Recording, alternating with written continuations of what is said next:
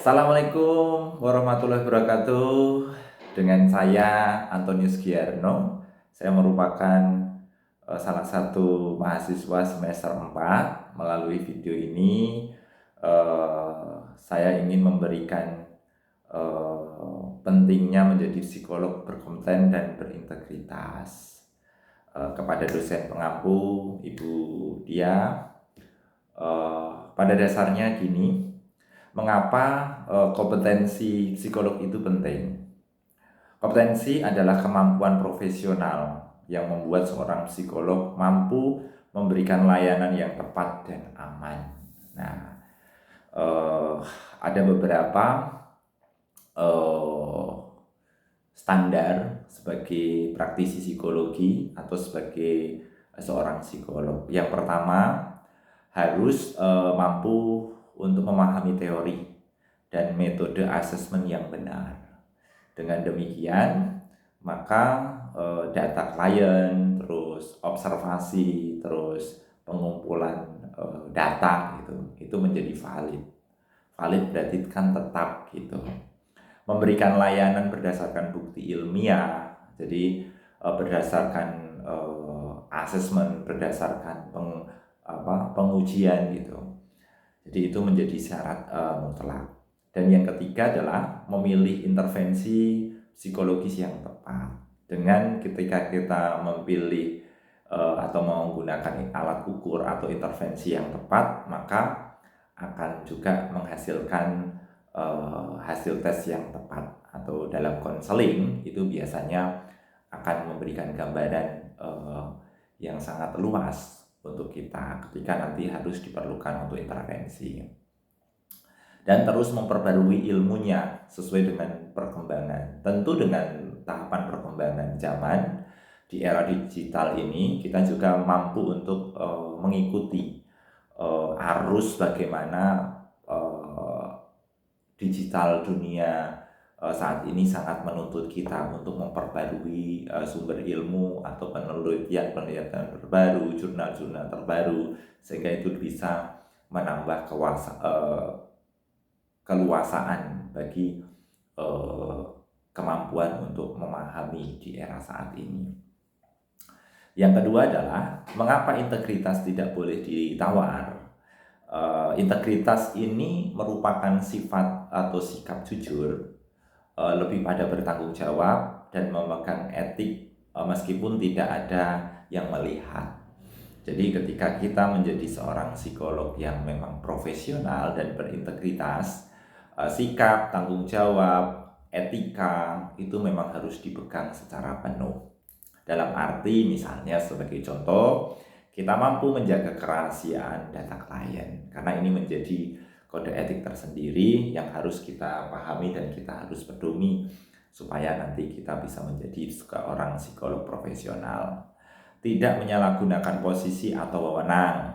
Nah, ketika kita menjadi praktisi psikologi, maka di sini kita juga harus bisa menjaga dengan baik. Bekerja sesuai dengan batas kompetensi, jadi tidak melebihkan dan juga sesuai dengan standar atau sesuai dengan kapasitas kita. Mengambil keputusan secara objektif, bukan dipengaruhi kepentingan pribadi. Nah ini lagi-lagi kita dituntut untuk pedoman kode etik ini sangat penting supaya nanti kita bisa melihat batasan mana dan seperti apa yang harus kita pegang teguh untuk menjunjung tinggi secara peraturan kode etik.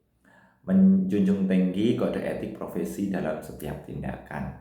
Nah, tanpa integritas, profesi psikolog bisa kehilangan kepercayaan publik dan membahayakan klien.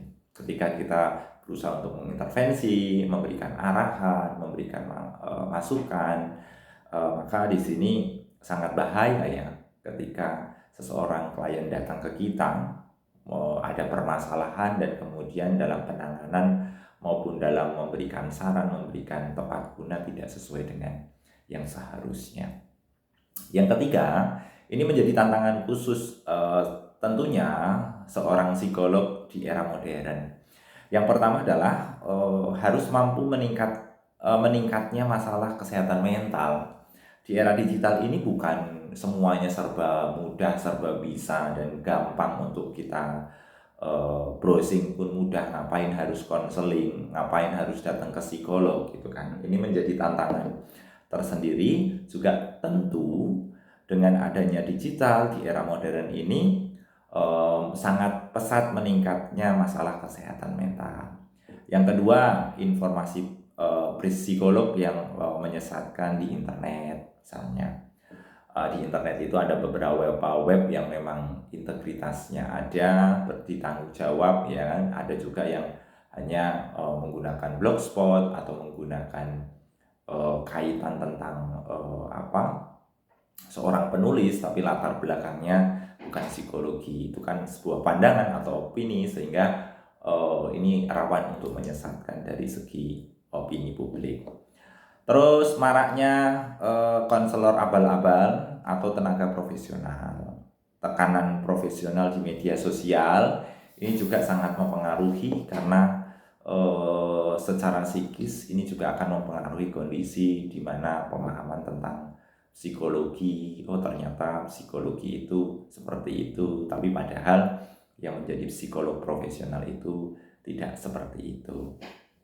Selanjutnya, kebutuhan asesmen dan intervensi yang lebih kompleks.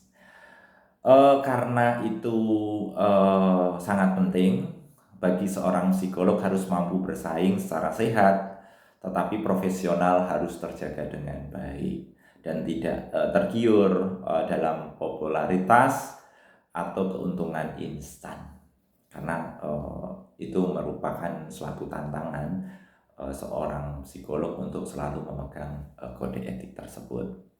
Contoh misalnya perilaku psikolog berkompeten dan berintegritas.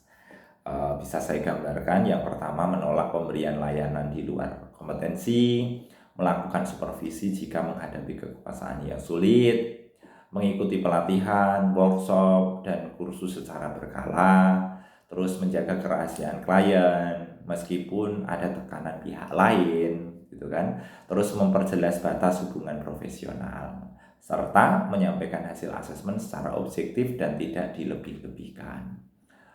Selanjutnya menggunakan alat tes ukur resmi dan berstandar. Kalau di Indonesia ada alat tes khusus yang memang harus distandarisasi ya oleh misalnya Himpunan Psikologi atau HIMSI.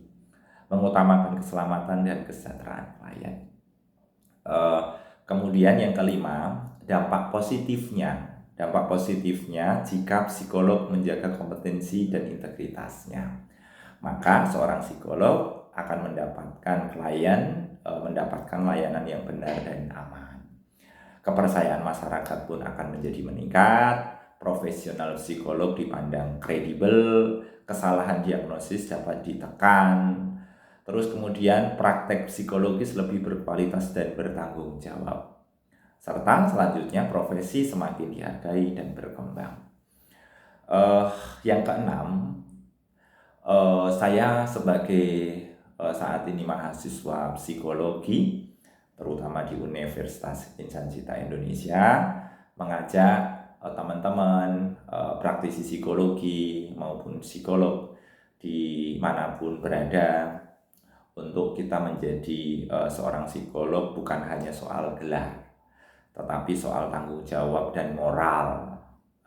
Profesi ini membutuhkan hati yang tulus, kemampuan yang matang, dan komitmen yang kuat untuk menjaga etika. Mari teman-teman, mari Bapak Ibu, mari teman-teman psikologi menjadi psikolog yang berkompeten dan berintegritas, karena masa depan kesehatan mental masyarakat ada di tangan para profesional yang bertanggung jawab.